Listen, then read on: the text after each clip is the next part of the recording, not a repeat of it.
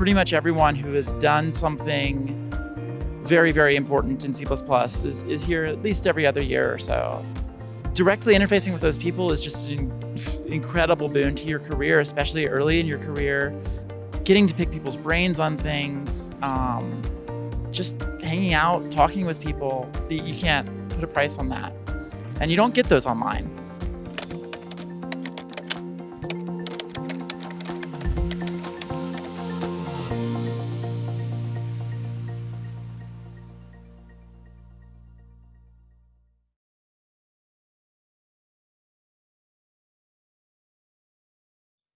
All right, welcome everybody. My name is Sunny Chatterjee. I am an engineering manager in the Visual C++ team at Microsoft, where I am fortunate enough to work on static analysis.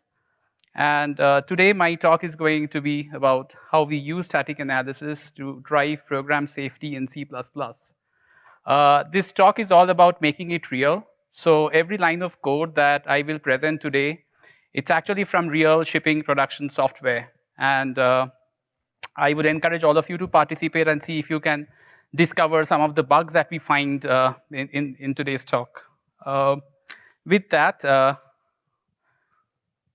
see if this works.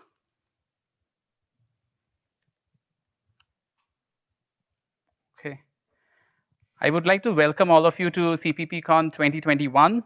We have a booth where you can meet the C++ team at Microsoft, ask questions, and discuss announcements. We also have a survey that I would encourage all of you to fill in to give us feedback. I would like to thank the team. The work that I'm going to show today is not something that just I work alone. There are a lot of smart, passionate engineers on the team. So I would like to thank Daniel, Dimitri, Gabor, Huisang, Phil. And we also work closely with C++ core guideline editors. And I see Gabby in the room. So I would like to thank everybody that has contributed to the tool set. So in this talk, I'm going to cover why code safety matters and what is static analysis, and how you can integrate these safety checks with Visual Studio and GitHub.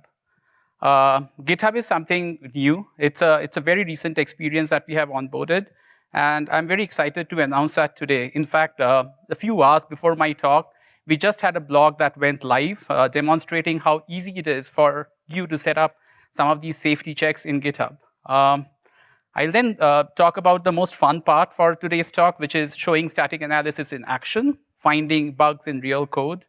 And next, I'll cover where we are, what's next.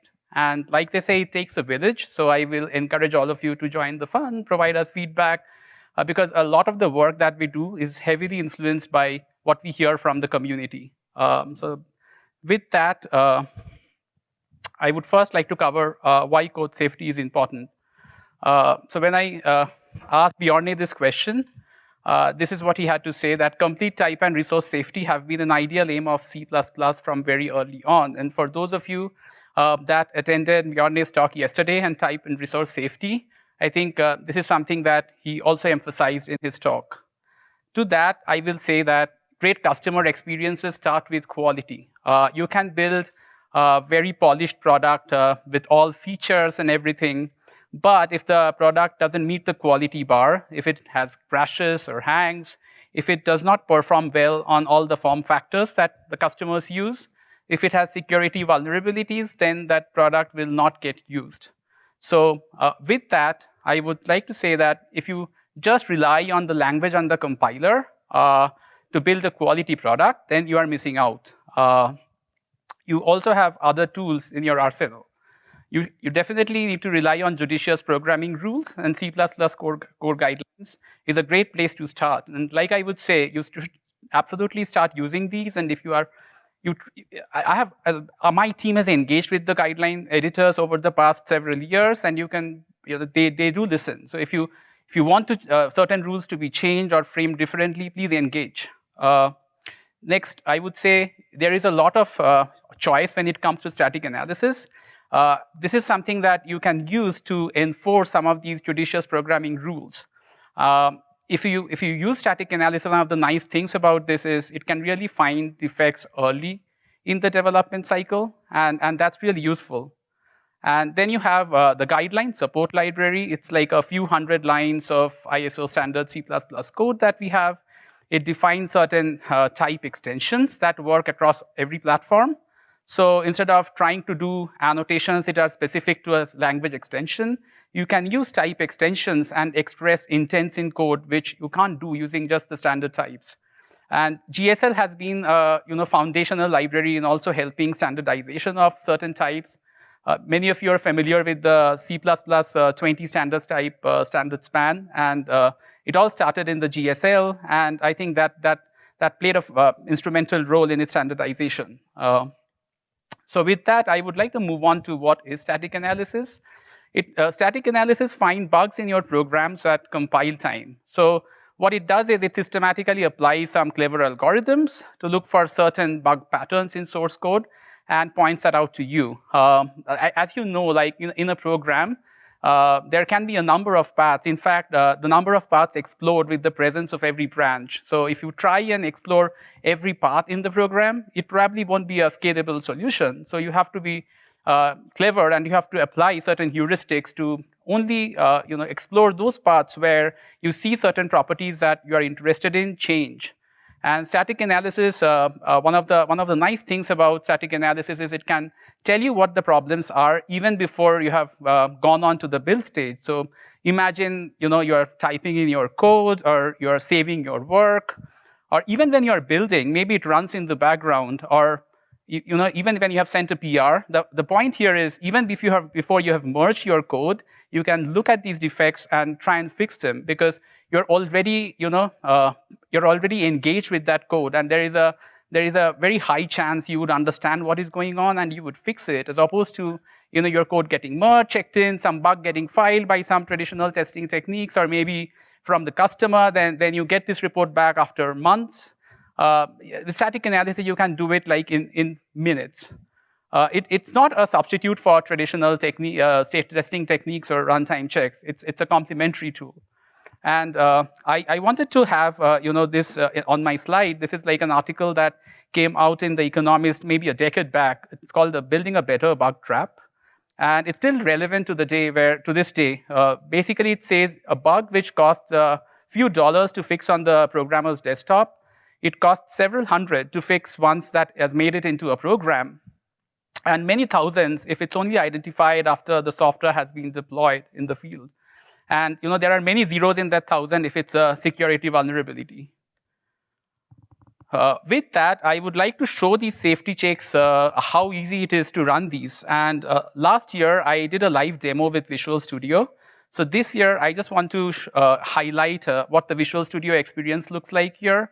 There are two things to note in this example. The first is defects should show up in almost real time. So as you can see, the green squiggles basically tell you there is something wrong with the code. You go and hover over the green squiggles, and it tells you what the problem is. And it's all happening while you're working and saving your work. So analysis is running in the background and producing these results in almost real time. And the second interesting thing about this is defects should be easily understandable, because if the defects are not understandable, then you can't do much. Like programmers can't really do much with that defect. And you find that blob of text which is not very readable. So let me just enlarge and show you what I really mean by defects should be understandable. So here, static analysis tells you that you are dereferencing a null pointer. But in a real-world code, this function is not more than 10 lines. Maybe it happens way below in an analysis path. And what we see here are key events. In other words, these are what the analysis believes to be true. It's like getting a brain dump from the analyzer. So it tells you that on line 17, for example, the authorization context, the pointer to that is null. On line 18, it believes that if condition to be true. It assumes not be condition to be true. And then on line 26, you're trying to dereference p context, and obviously you run into a null pointer dereference. So it really makes it obvious and easy for you to understand and follow what the analysis is trying to tell you. And the other interesting thing about this example, like I said, everything that I show today is from real-world examples. So this is something, this code actually was sent to me by an engineer on the Azure team. And what happens is when you use our products and if things crash, you can consent to sending reports back to Microsoft, and we call them Watson, and we get these crash reports and crash dumps. We try and fix it. It's an expensive process for software that is already shipped. And in this particular case, static analysis was actually able to find an issue that actually came back as a Watson bug from the field.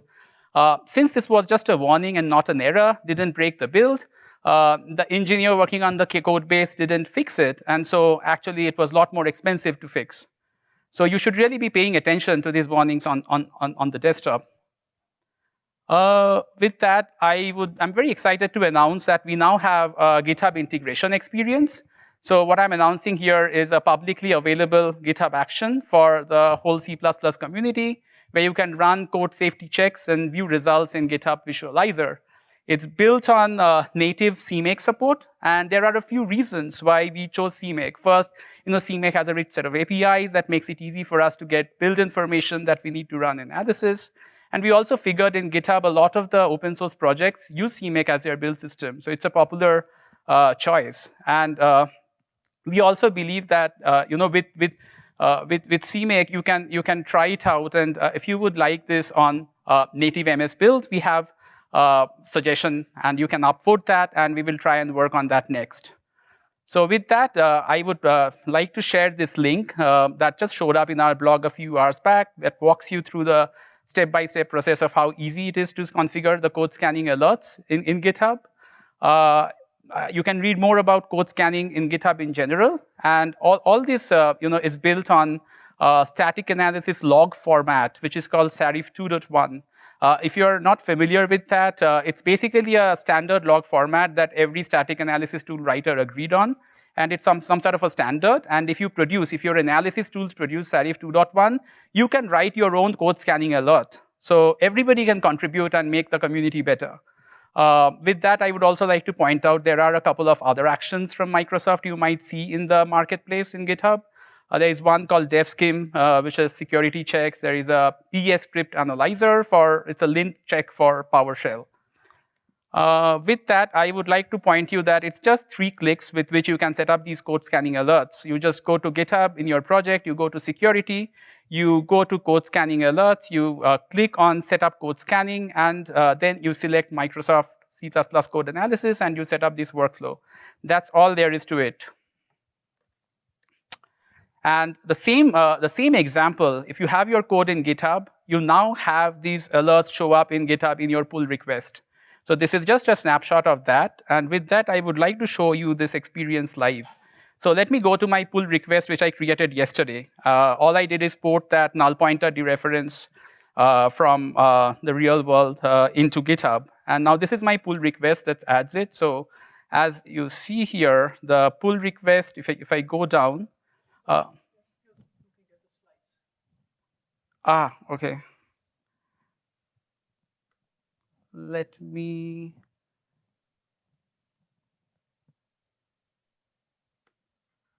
I think that's better. Yeah.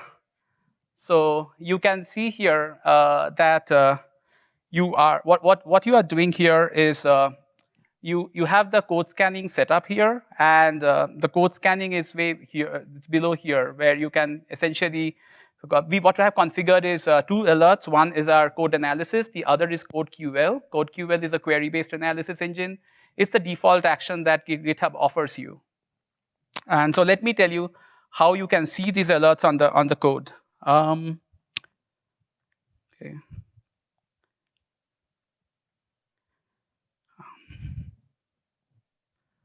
I think what I'll do is extend my display. That way I can show the code. Give me a second here. I really want to show this.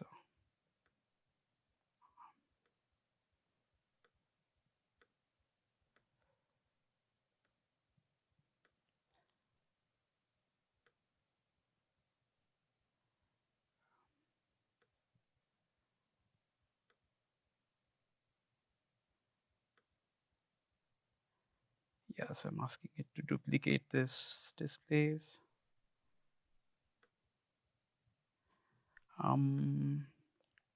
Okay, so let me show you what you see now.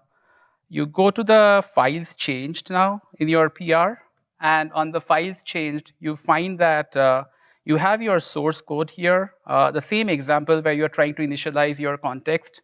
And then you have this code scanning alert in your PR that tells you, look, there is a null dereference that's happening here.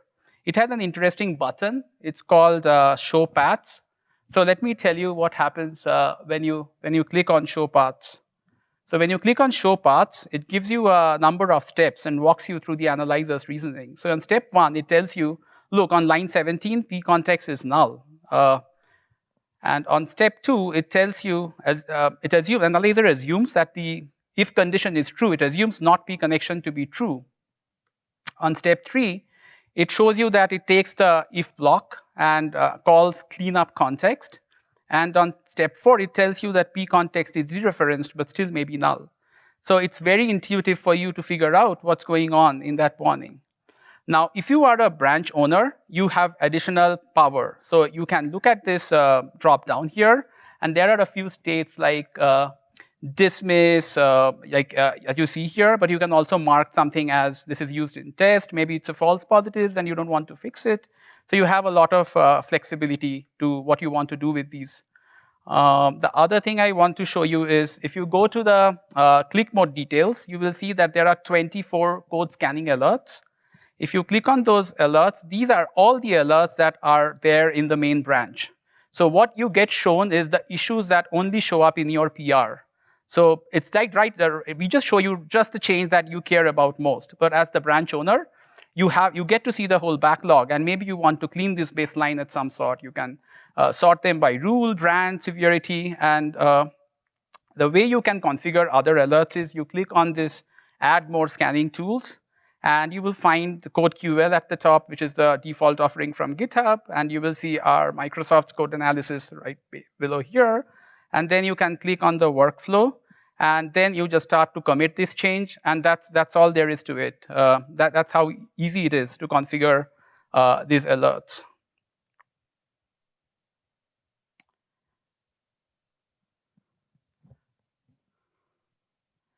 So with that, I would like to summarize the whole GitHub experience. It's an ideal way to shift left, right? It's where the open source community is. So if you are a maintainer of an open source project, give this a try. It's free for all public repositories in GitHub. Like you saw, it automates static analysis runs in the PR workflow and surfaces issues to engineers before the code is merged. And if you're working on a private repository, GitHub does offer an advanced security feature, and I have a link for you to go and explore that. With that, this is the most favorite part of my talk. I'll basically show here the real bugs that we have found by applying some of these rules. And this is something that I would encourage all of you to participate, and let's see if we can find these bugs together. So in this example, you have a function foo, and I want to focus you on this line where we are calling a function f through a union.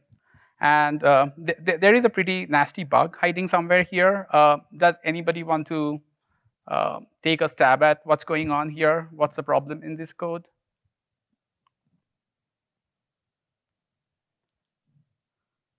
Sure, go ahead.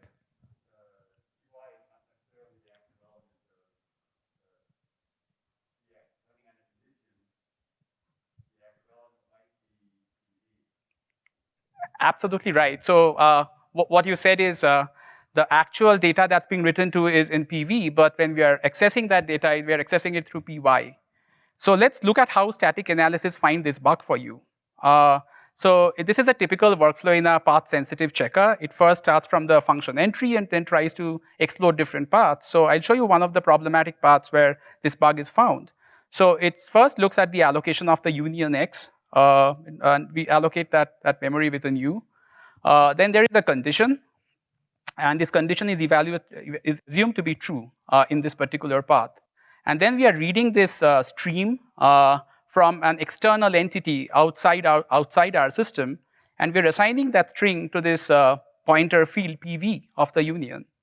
And down below, at the very last line highlighted in red, is where we are trying to access that union, but through its other pointer field py, and we are calling a function f. Now, the problem here is this is an actual type confusion attack that we saw in production software. What's happening is you're reading an attacker-controlled string outside your system, and then you're trying to call a function through the other pointer field in your union, and ending up calling a function that you shouldn't be calling. So for today's talk, Peppa is my programmer, and she was very happy that we had a Lint-style check that could find this bug for her. Essentially, all that check does is it tells her that you have an expression px that uses a union with multiple type pointers, and those are really bad. Those can cause type confusion attacks. So please use a variant. And this is in line with C++ core guidelines. So if you look at this problem space that I just showed here, I showed you a union with multiple type pointers that are vulnerable to type confusion attack, where especially the types depend on external conditions. It's easy to lose control, especially when there are multiple pointer values involved. And it's pretty common in production software. So the way you can mitigate such attacks is by sticking to a discipline where you forbid use of unions with multiple pointers and encourage use of variant. If you have this rule enabled, new code like where people copy and paste an existing structure over the code base, they can't do that, and because the rule will be flagging these issues, and it's supported by C++ core guidelines. In fact, there is a type.7 rule that asks you to not use unions but use standard variants, and it's very easy to check to implement for a linter. So the next example is again a simplified version of a real-world code, and there are many things wrong with this, but I just want to emphasize that lint-style checks can be, syntactic. They look at the compiler trees and try to infer things, or they can also do simple flow analysis. Like in this particular example, we have a warning that says symbol buff is never tested for nullness, and it should be marked as not null. And what the analyzer is doing here is really doing a simple flow analysis. It is looking at that dereference buff index, which is a dereference into an offset from, into buff. And then it's trying to ascertain if that buff is null. Now, the analyzer has no evidence that the buffer is null here in this function. It could be anything. So it says for this dereference to be valid, buff must be not null. Now, our programmer, Peppa, is pretty happy with this because it's a simple bug. But it's difficult to track down later. And with that, I would like to summarize Lint-style checks that we just saw. They find defects quickly, and they are relatively cheap to locate and fix. They are built on syntax or simple flow analysis. And there are many successful Lint checks available in the community today. And so we have lots of happy customers using these Lint-style checks. Now, the challenge for us is how can we scale these Lint-style checks?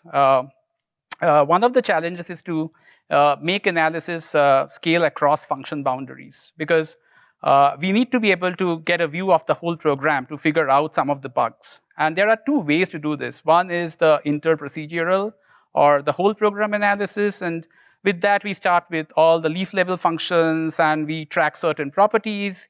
We construct the properties we are interested in. Then we propagate these across the call chain. And it's slow. And when I say slow, it's not like minute slow or hour slow. Depending on the size of in your code base, the simulation can take days. So it is best suited for outer loop.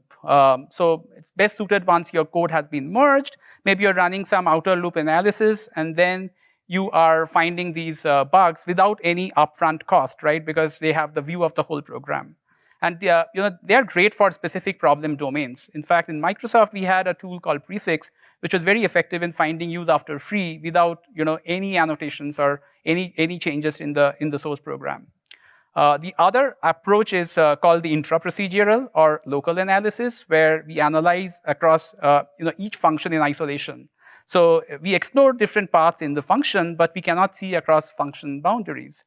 And what happens is we try to infer the function called semantics from different things like types. If you are using a reference type, it's pretty reasonable for an analyzer to assume that it's not null because references cannot be null. Similarly, type extensions are also useful. You may be able to express a not null. In our guideline support library, there is a not null type extension. And if you put that in your code, it basically means that this entity can be, this function parameter can be assumed to be not null. We can also infer things from the modifier. So if you have a const, the pointer parameter in your function, it's pretty reasonable for analyzer to assume that you can't write to that. You can't modify something which is const. Similarly, you can apply heuristics. If you just see a pointer but nothing else on it, it's probably okay to assume it's like an in-out where it's probably okay to read from or write to. And lastly, you also have source annotations. And I'll show you some examples on what I mean here. The nice thing about this kind of analysis is it's very fast. It's best suited for inner loop where you can find your bugs very early. And it finds issues across a wide domain. So with that, I go back to my previous example where we found this buffer was never tested for nullness. And so what Pepa does is she's not sure whether all the callers would guarantee that the buff is not null. So she adds the defense in depth and checks for the null explicitly in her function and to guard against this null check. And she's pretty happy about it because it's cheap to locate and fix. Now, next she runs the analyzer again on her same code and she wants to see a green state and no problems with this. Unfortunately, the analyzer tells her something else. It tells her that there is a possible incorrect single element annotation on buffer. And there is a potential read overflow here using the buffer index. And at this point, she is confused because she can't see any annotation, but the analyzer is assuming that buffer is of size 1. But she has worked on this code base for a few years, and she knows that buffer is actually not size 1, but it's of size buff size. And but how does she express that in C++, right? How does she convince static analysis that buff is not one element, but it's actually buff size? So what happens next is she chances upon this header in the Windows SDK called sal.h, and you have these little bit esoteric notation here called in-reads, which essentially tells Pepa that, hey, you can express buffer size now using sal, which basically tells her that buff is of size, which tells the analyzer that buff is of size buff size. And so this way she's able to at least convince the analyzer to not treat buff as size 1, but of buff size. And with that, she runs analysis, and analysis finds an actual buffer overrun here. What the analyzer is telling Pepa now is, look, you're calling getIndex on this line, but what getIndex returns is not bound by the buff size. So it could return anything. It could return a number that is much larger than buff size. So if you try and fetch buff index, it could result in an overflow. So annotations actually helped Pepa find the real buffer overrun, but she's in a better world, but she's still not happy because she's figuring out, do we have to learn a new annotation language? And so with that, let's look into some of the pros and cons of annotations. So there are definitely some advantages. Annotations formalize your code documentation. A lot of times, we use comments to express what our functions do. But if we formalize them in some annotation form, then it gives the chance to static analysis to use that information and to analyze across function boundaries. So it's an effective strategy for static analysis tools. It also helps with API design. When you are writing your annotation from the very beginning, you have to think about how your callers are going to use your API. Because if you can't express these contracts, then how do you expect your callers to use your function correctly? And it provides some sort of an incremental ROI, so you can maybe look at certain parts of your code base, and then you can try and annotate that part which is more problematic, and then lock in that work, and maybe add some later. Maybe you can build some inference engines, so there are definitely some advantages there. But it also has several disadvantages. One, annotations are non-portable. Like the sal that I showed you is an extension. It doesn't work across tool chains. So you can't reap the benefits, especially when you're sharing code into this world. It quickly explodes in source code. Once you start adding annotations, they're viral in nature. You quickly start seeing them all across the code base. And they are not the ultimate source of truth because you may end up changing the behavior of the function. Maybe you change the definition, but then you don't end up updating the annotations. So that will mislead analysis because you haven't done the due diligence there. And it's only as good as the tools. If you add annotations, but the tools are not smart enough to take advantage of them, then what's the point? So with that, Pepa looks at our guideline support library, and she looks at this type called GSL span. For those of you that are not familiar with GSL span, but are familiar with the C++20 standard span, GSL span is essentially equivalent to standard span with one additional safety guarantee in that when you're trying to access out of bounds, GSL span would terminate your program. So you can never read past the bounds.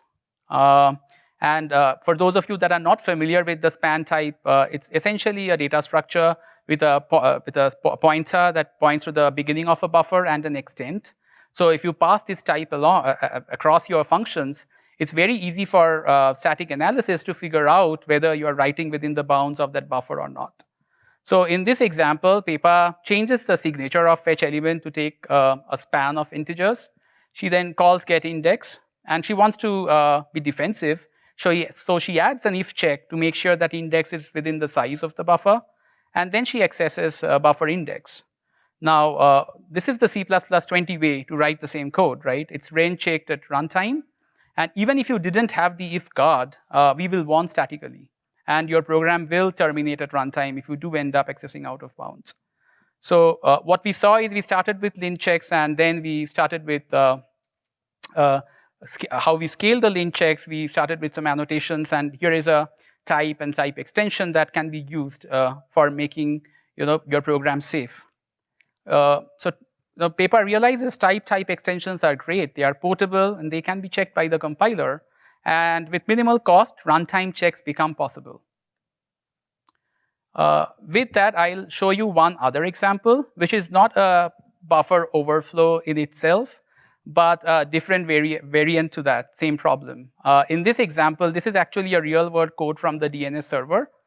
What's happening here is we are trying to read a signature across the wire. Now, a signature has three parts. It has a fixed data. It has the name of the signer, and then it has the signature.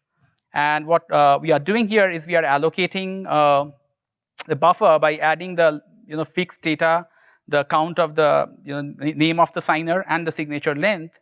And then we are doing a mem copy. We are trying to write the output record, trying to copy the signature by copying signature length bytes into the buffer. What happens here is when we do the allocation and we are adding the three entities, like the size of the fixed data, the count of the name of the signer, and the signature length, there is a arithmetic overflow that happens here, and we end up with a buffer of much smaller size. So when we are trying to mem copy, we actually are writing past the end of the buffer here. And this was a heap overflow in the DNS server, which was actually caused by integer truncation. The sum overflowed, causing our output record to be nearly 0 bytes during mem copy. So not all arithmetic overflows are the same. Some can cause pretty nasty security bugs out there in the field, and this is one such example. And this is a check that we have a checker that detects all these arithmetic overflows that get used in allocation. And we have received pretty good feedback from the security team, and we plan to make this available in GitHub and Visual Studio in the future. And this is my last example for today, where it's not just null pointer dereference or buffer overruns. We also find subtle concurrency issues, especially when you try and use new language features. So coroutines got added into the language in C++20, and here is an example of a function that acquires a lock and then suspends a coroutine. And what we end up doing here is we weren't saying that you are really suspending your yielding while a global lock is held. And actually, this can be pretty bad because if there is another thread that's waiting for that lock to be released, it can cause deadlocks. So deadlocks are hard to detect when it comes to debugging. So we can use static analysis to also prevent unsafe uses of new language constructs. With that, I would like to talk a little bit about the static analysis framework that we use. We have the C++ frontend that we rely on to parse the file. It ensures we have valid syntax, and it produces the compiler trees, we call them ASTs, that essentially represent source code for us. And on top of that, we have an abstraction called prefast, and it serves several purposes. It acts as an interface between the compiler front end and all the analyzers that want to check for certain properties in the program. So as an analyzer, you can sign up for callbacks when you, for example, see a function definition or declaration. And once you have registered for these callbacks and prefast sees these being parsed by the front end, it will call you. You can do some work, find defects, report it back to prefast, and then prefast will emit this defect for you. So it also has a defect manager. Prefast also has its own internal set of checks, so it can also find issues for you which are mostly syntactic and with some checks are written on simple flow analysis there. On top of prefast, we have ESPX engine. What ESPX engine does is it transforms the trees to simulate function execution. So it represents your program as control flow graphs. And this is the part that does a lot of heavy lifting when it comes to doing data flow analysis or path-sensitive analysis. And it has a number of extensions that can get called back by the engine once it has constructed the CFGs. And these extensions can track their own properties as ESPX engine is walking different paths. So this layer has a lot of useful libraries. It can do symbolic state tracking. It has a fast linear constraint solver. It can do alias analysis. It does loop widening. A lot of this heavy lifting is done by the engine. In the past, this used to be done by each and every checker separately. So there was a lot of repeated tasks that was done. And what we have done now is put everything in the engine layer, and then we have different extensions. Extension 1 is maybe looking for concurrency defects. Extension 2 maybe is looking for buffer overruns. So this is the model that we have based our framework on. And there is a talk on Thursday by Gabor that will walk you through how you can find bugs using path-sensitive static analysis. And for those of you that are interested to learn more about this, I would strongly encourage you to attend that talk. So with that, I would like to go over where we are today. So static analysis today, it's in use at Microsoft for nearly 2 decades. And it started with Lint-style checks, and we can find a lot more now compared to how it was a few years back. It's built on many years of research. I think what you saw here, the prefast layer itself started as a project in Microsoft Research. Then it moved to a division called Center for Software Excellence. And during Windows Vista, it was funded by the Windows group. And now, since we work so closely with developers, we are part of the Visual C++ offering, and we work very closely with the compiler and the community to write these safety checks. We have used these tools to validate millions of lines of C++ code in production software. And they are available in all editions of Visual Studio and GitHub Action. So if you are contributing to an open source project in GitHub, and this is the first time you can, since it's CMake based, you can try these tools no matter what toolchain you're using. So static analysis finds bugs, and it's free, and you should use it.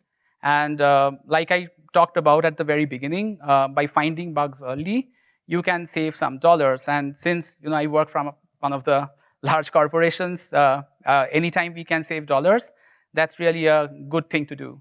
So you should really consider using it. So what's next for us? We definitely want to invest in more safety checks.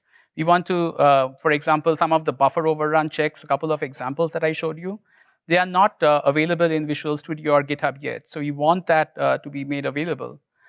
We have a null pointer dereference check, but that's noisy. And we want to improve that, and we want to ship a much more accurate version of the null pointer dereference that understands not just the context from the code, but also guideline support library, things like GSL not null. Arithmetic overflow in allocators is something that we have been evaluating, and this is something we would like to ship. There are interesting memory leaks, so you can mark memory that you own as GSL owner, and our analyzer should be able to find leaks where a non-owner is trying to, for example, delete a memory that it doesn't own. And we have some checks that find uninit bugs, but there can be subtle uninit bugs in code. Like you can, for example, when you use std optional, you can end up reading uninitialized memory if you are inadvertently dereferencing that type. So we want to build checks that detect more nuanced cases of uninitialized memory access. And we have lifetime checks. Few of them are part of the default rule set in Visual Studio and GitHub, but some are kind of noisy, and so we have kept them as experimental. We want to work and improve those, and we want to ship them as part of the non-experimental rule set in Visual Studio and GitHub. Similarly, we want to improve our concurrency checks to find issues as new language features get used. With that, supporting new language features is also extremely important. So like I showed you, with coroutines, we added a few checks that could lead you to bugs if you used coroutines incorrectly. And so, and similarly for modules, for example, we work closely with Gabby and Cameron to make sure that analysis artifacts could be preserved as you export and import the modules. We are very hopeful that we will have code contracts in the not so distant future, where hopefully a lot of the preconditions, postconditions, and invariants can be expressed. And we can maybe take advantage of that in a way that works across platforms. So I'm looking forward for that to happen. We also care a lot about accuracy and speed. So our goal is to minimize false positives, and it's largely driven by feedback from the community. So every release, you will find our team does a blog that basically talks about all the accuracy and speed improvements that we do. So if you go back and read the VC blog, starting with 16.9, 10, 16.11, we have documented the kind of accuracy and speed improvements that we have made. And we did a quick experiment with the OS team in Azure to see, to measure some of these improvements. And over the last couple of releases, our checkers have been 45% faster in the OS repo. And so that's something we constantly try to do, so that you're not paying any more price than you have to for doing such analysis. We want to make Analyzer more understandable. It's key that what we produce is understandable to every programmer. So what you saw in the earlier demos, the key events, is only available today on a subset of warnings. We don't have that for everything. And what we want to do is we want to create a key events infrastructure in the engine, so that anytime you write a path-sensitive extension, you get key events for free. And so one of the challenges with path-sensitive checks is they're difficult to reason about. When you see a bug, you have to work your head to figure out, is this really a bug? Or is the analyzer confused? Or maybe it's not aware of some hidden assumptions. With key events, it's very explicit, because you can see what the analyzer is thinking, and it becomes easy for you to determine if it's a bug or if you have to pass some information to the analyzer. We also want results to be customizable. So we shipped a flag called external that allows you to eliminate warnings from any external includes in your project. You only get to see what you build. You get to choose what rules you want to build with. We have a set of defaults, but it's configurable. You can turn on and off rules. But I would say, start with the defaults. They provide a lot of value. Like we have C++ core guidelines that has every possible rule in the guideline, but we also have specific profiles like C++ type safety rules or lifetime safety rules or bound safety rules. So you can start with these profiles if those are the bugs you want to catch. And we also want to make filtering better. Like I showed you in GitHub, it's super easy to filter warnings, and we want to invest in making that even better, both on GitHub and Visual Studio. And our North Star is to make static analysis universally available. So one of the good things about static analysis is you have a lot of choice today, but what is available on one tool isn't available on another. And it's actually a disservice to the developer community, because we have a lot of smart checks, but what's the point if you're not able to access these checks in your tool chain, in your platform? So I think we are very passionate about static analysis, and we want to make sure that what we have can be accessed everywhere. I think it would be like a massive advantage to the entire developer community if we can do that. And we have started some work very early to talk about towards that effort. And hopefully in the coming days, I can come back and share some of the things that we are doing to make this experience universal no matter what toolchain you're using or what platform you're on.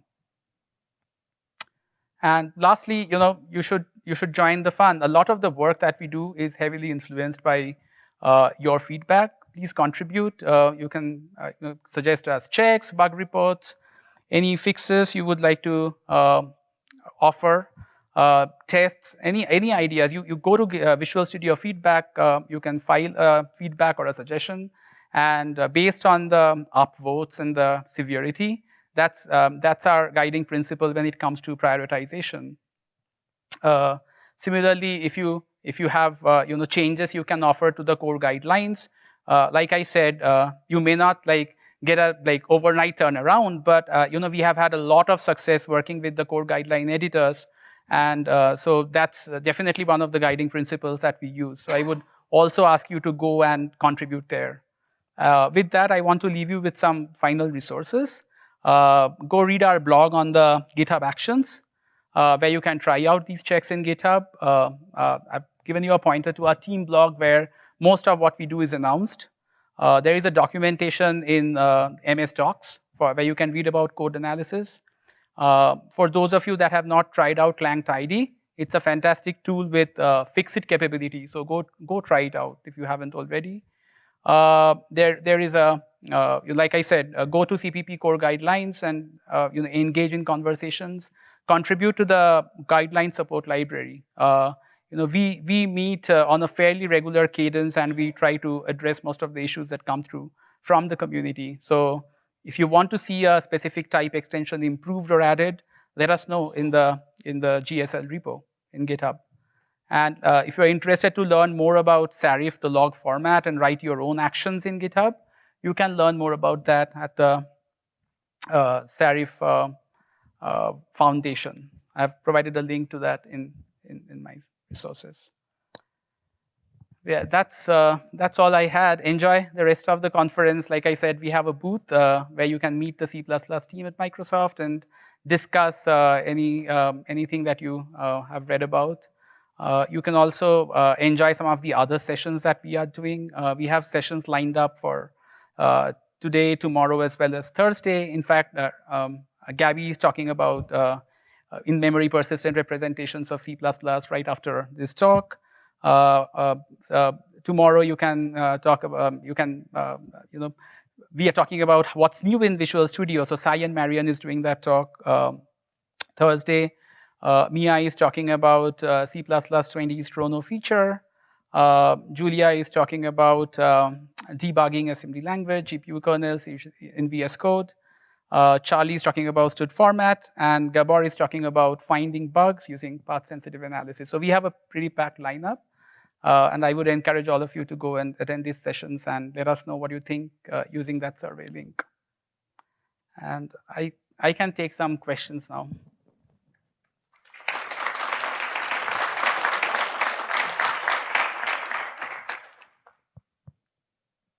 There's a question online. Okay. If there is a report that I want to mark as won't fix false positive, can static analyzers stop reporting those instances in subsequent analysis? So if that functionality that I showed in GitHub, the answer is yes. If the branch owner marks them as false positive or won't fix, then those instances will not be reported again in the GitHub workflow. Correct.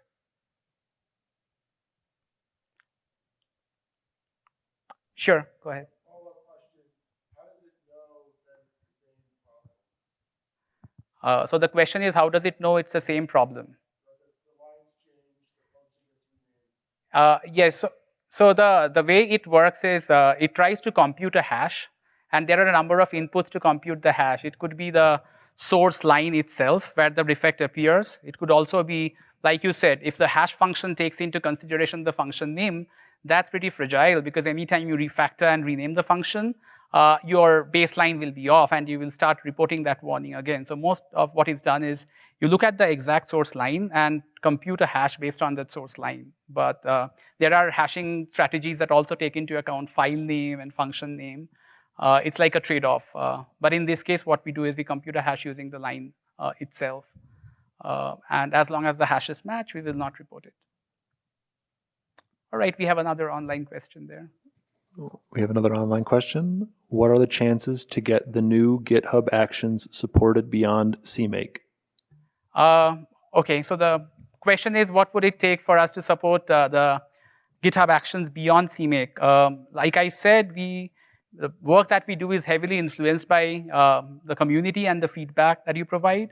What we have done is we have created a suggestion ticket where you can go and upvote other build formats. So if you want to see this experience on, for example, native MS build support, I would strongly encourage you all to go and click that upvote so that then my team can pick that up and that can get prioritized and we can bring a native MS build support to you guys. Sure.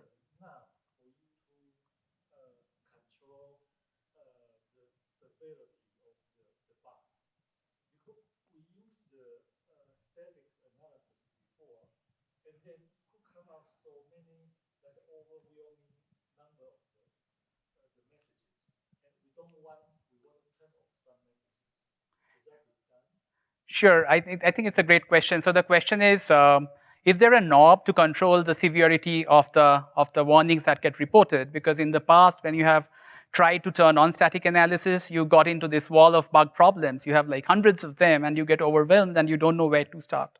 I think that's one of the one of the challenges of doing static analysis right is to just look at the code that introduced a bug right then, because you can't fix the baseline that already exists in the code base.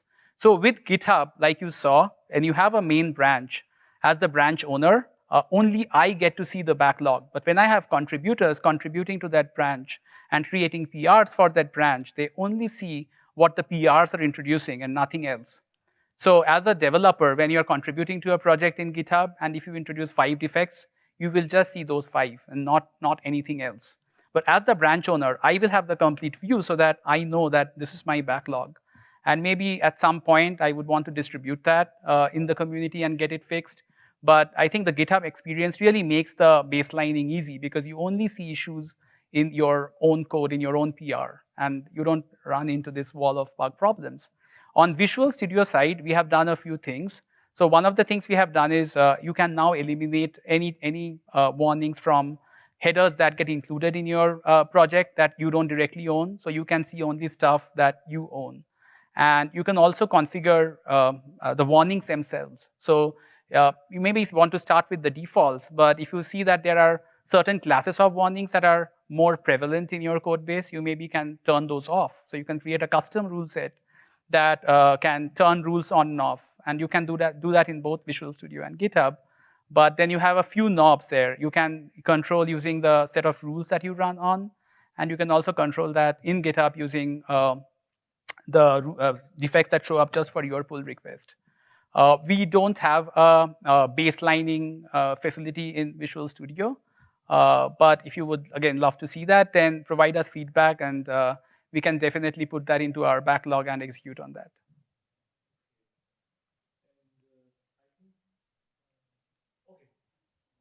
All right. Sure, go ahead. So you mentioned false positives being a challenge. Mm-hmm. And a lot of times that's due to just a lack of annotation or typing in the code. And a lot of times the engineer can enhance the source file to give that context. Have you all considered proposing any kind of changes to the C++ language itself so that those annotations can be portable or at least harmless in cross-platform situations? Okay, so let me repeat the question. So what you're saying is a lot of the times false positives are not because the tool is wrong, it's because there is a programmer intent that's not expressed in code. And have we done something to make those intents be expressible in the standard language by moving some of the annotations to the standards? And I think a very good example for that would be one of the things that I just showed, like standard span. I think it all started with, we had our own Microsoft SAL, and like I said, it was esoteric, and I was very respected in the company because I knew a lot about SAL. But when it came to explaining, I figured that it's not the most friendly way to express the intent. So I think we pursued a direction where we wanted to get this in the language. So guideline support library is our first stop there. We worked with the core guideline editors. We had a type called the GSL span type, and we had an implementation. And we used that internally in production code. And we found lots of real security defects that were caught. And then it made its way into the standard, and we have a standard type today, which is called the standard span. So we definitely, if we do a good job, I would love to see GSL go away, and most of the concepts we have in GSL hopefully make it to the standard, but it's a long journey. And what we do with GSL is use these extensions, study its viability, like whether they make sense to be in the standard, and then pursue that. But it's like, it's definitely, that's an organic way we are developing these in today. That makes sense.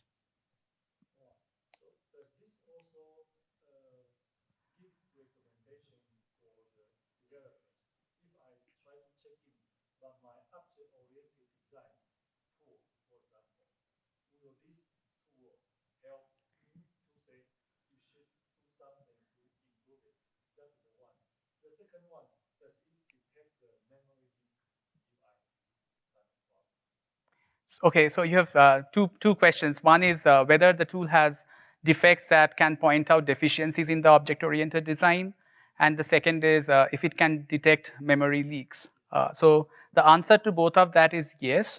If you look at core guidelines, there are specific rules that guide you to write object-oriented programming in the right way. I can give you an example, for example. So if you have defined, for example, one of the standard 5 operations on your class, but not the others.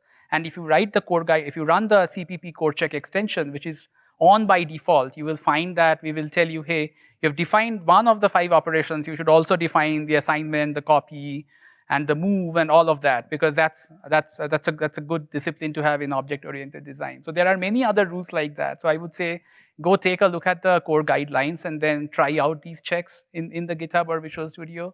And you will find a lot of the times we can guide you to write object-oriented code in the right way. And the second thing is whether it's possible to find memory leaks.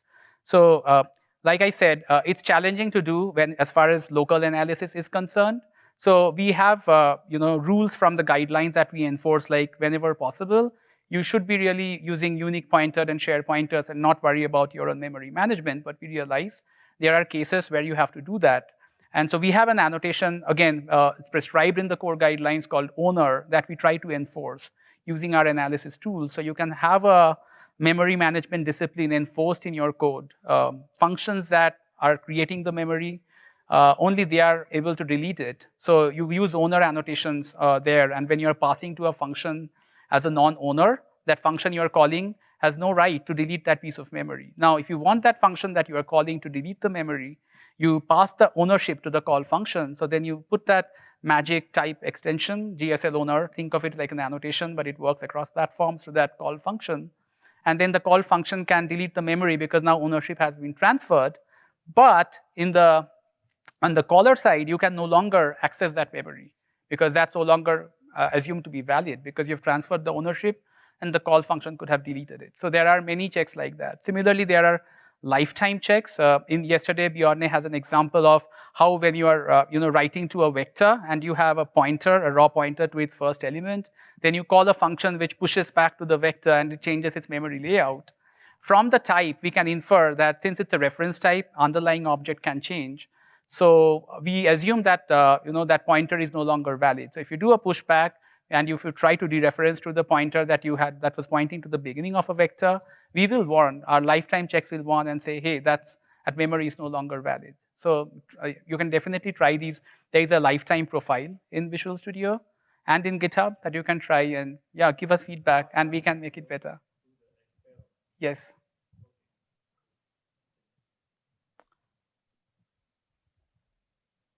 Sure.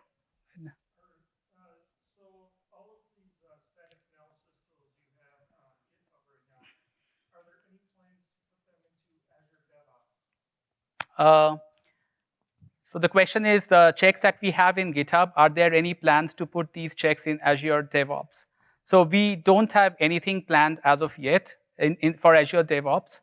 We do have an internal experience for Azure DevOps. It's called the Guardian module, which tries to run different analysis, security analysis tools inside. And that has been integrated with Azure DevOps. But if this is something that you want to see in Azure DevOps, especially for the external community, again, you can file a suggestion ticket, and we use that our guiding principle, so we can definitely add it back. But right now, we are not planning to add anything on top of Azure DevOps.